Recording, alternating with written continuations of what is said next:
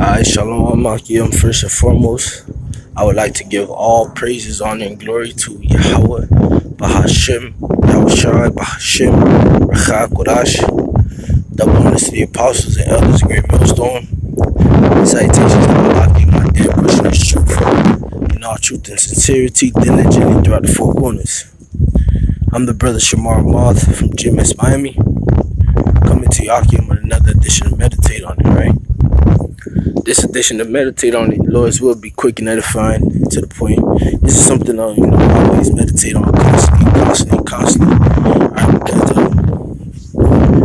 being in this flesh, to keep, to sustain somewhat of a little bit of life, you have to actually intake. Oh, I want the Lord, yeah. Somebody like that, you gotta get flipped. I'm walking up the neighborhood. Some dude is just going probably like 1,000,000 miles per hour, man. May the Lord annihilate that.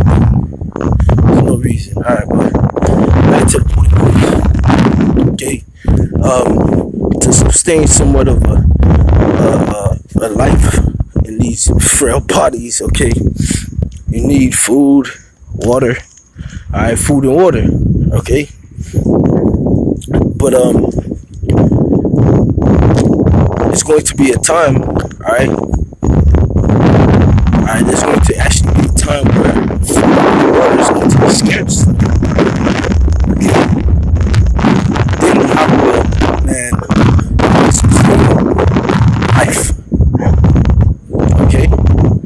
And like I said, this is something I meditate on daily, man. Well, not daily, but a lot. I actually do meditate on this a lot because it's so easy for us to get up and go to the store or get up in our backyard if we have some plans, or get up or go to a restaurant and take food, or go to the grocery store and come home and get food, or go to the backyard and pick some fruits and vegetables and outside and eat. But there's going to be a time that's coming, it's near, man. Okay, when the grocery stores are not going to have any more food, restaurants are going to be shut down, and your backyard might get plumage. It might be, if plumage is even the word used, it might be scrapped of everything that you're playing, man. Because of what? There's going to be a shortage of food out there. Okay? No more food trucks bringing their foods into the grocery stores, or no more meat trucks delivering meat to the restaurants. Okay, you might have water in your hose, but how long that lasts, then it's limited how you're going to be able to water your plants to sustain life. So these things are actually coming, man. When these things come, there's going to be only a few to survive that, man. And the few that are going to survive that, right, are the ones who will understand verse 4. He answered and said, it is written, man shall not live by bread alone, by every word that proceeds from the Most High. Okay?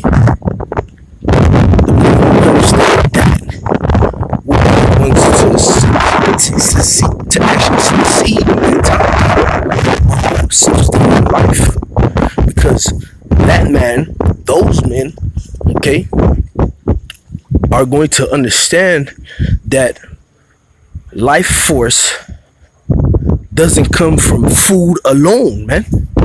Life force, all right, is given by another source, not food. It's given by a different source, a source outside of food, because food itself takes energy from that outside source.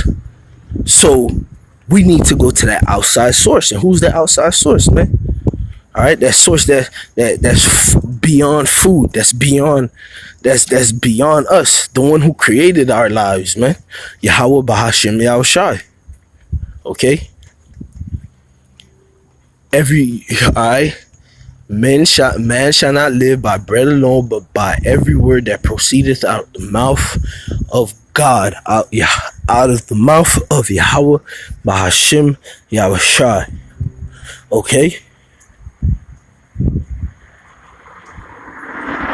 That's why it's keen for you to be grasping and eating this bread now. Alright?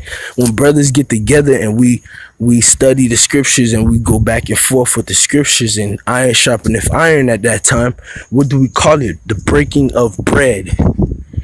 Okay? Because we're spiritually eating. Alright? That's where the term comes from, food for thought. Alright? So we're supposed to be grasping as much of this spiritual bread as much as we can and eating it, man. That's another reason why the scriptures tell us that we're supposed to eat as much as sufficient for us. Okay? That's why the scriptures talk about dudes who's not taking in this truth proportionally through the spirit. They end up doing what? Vomiting it back up, because it's food, man. This is food, man. Alright? And we're supposed to be intaking this food all the time, man. As much food as we could store. We're supposed to be like bears in this thing, man. What do you see that bears do in nature, man? The winter is coming. The point of hibernation is coming.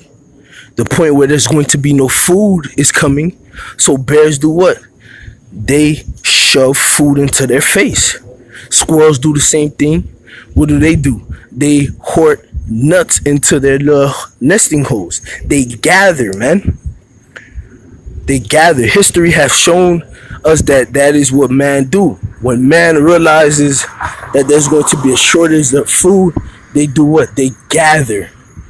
People are doing it now. They're doing what? Prepping, man. So we're supposed to be prepping spiritually, man. Taking in as much of this knowledge as we can. Watching our videos. Okay? Reading. Alright? Praying always, man. Alright? Breaking bread with brothers. Fellowshipping. Okay?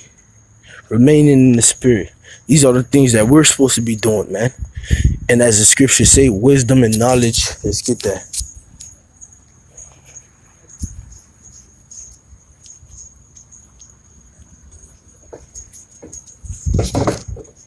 This is Isaiah 33:6. And wisdom and knowledge shall be the stability of thy times and strength of salvation. The fear of the Lord, Yahawah, bahasham, Yahawashi, is his treasure. Okay? So wisdom and knowledge shall be the stability of our time, man. It's going to keep us stable, man. Alright? While these people going buck wild because they don't have physical food to keep them stable, to keep them as somewhat of a comfort. Alright? We're going to have the wisdom, understanding, and knowledge of Yahawah, bahasham, Yahawashi, the spiritual food, to keep us spiritually comforted, man, and stable. And with us being spiritually stable, guess what's going to happen, man? It's going to manifest through our physical body, man. Elijah stayed spiritually stable, and the Lord made ravens feed him. Alright, the Most High made it manifest. He fed him. Okay? Okay?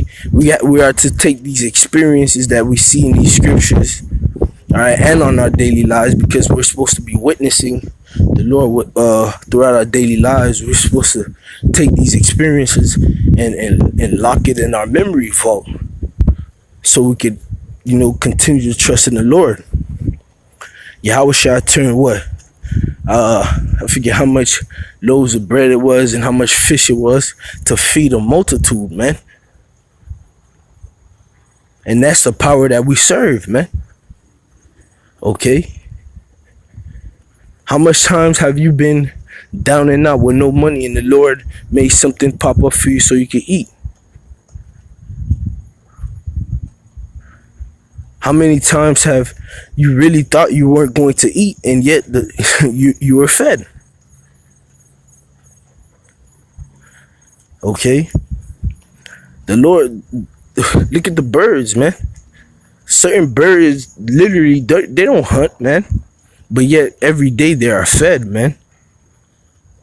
Think upon these things. Remember these things, because these times that are coming and are approaching will be hard, man.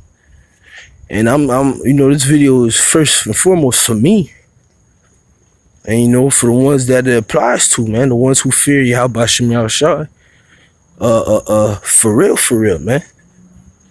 These are some real hard times we're gonna enter into, man. And if you're not locked if you're not locked in the spirit, man, which is locked in the trust of Yahawashi, you might end up doing the most outlandish thing to keep your physical body intact, thinking that you have no other hope, man. Like eating your children, eating your own arms, eating rock. We see the example of what happened in 70 AD. All right, the nation of Israel, our people were eating freaking leather, man, in the siege, man. So you gotta trust in somebody that's literally orchestrating all this to happen. You have to trust in them, or else you're going to be caught in there and die, man. Okay, so Lord's will, this video is edifying. I want to give all praises, honor, and glory to Yahawah, bahasham, Yahawah, bahasham, Rawchaa Qadash, and double honors to the apostles and elders, great millstone. Shalom, shalom.